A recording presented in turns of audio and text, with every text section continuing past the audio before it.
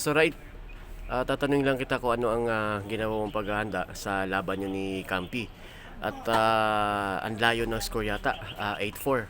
Anong paghahanda ang ginawa mo bago ang laban ninyo? Wala naman. Natulog lang ako ng maaga. Kinumpleto ko yung 8 hours. So Ah, anong nangyari at parang lumaban ba ng husto si Campi o medyo nag-choke yata si Campi? naglaban naman. Pero syempre, ginamit ko na yung edad namin. So malaking advantage yung edad, ibig Ginamit mo sabihin. namin. Tsaka nag-isip na ako, ano ba bisyo niya, ano ba bisyo ko. Yun na lang yung ginamit ko eh. Siyempre, veterano yan. Tiyagaan na lang talaga.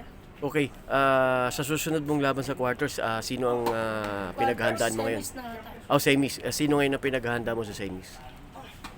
Wala, hindi ko pa alam kung sino makakalaban ko. Kay Art saka kay Flores, medyo sino ang magaang na mga kalaban mo doon? Wala, parehong bata si Flores. Veterano naman si Coach Art. Pero ano ang magiging bentahe mo kung sakaling isa sa kanila mga kalaban mo?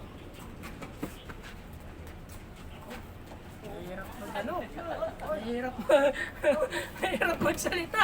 Wala pang itlog eh.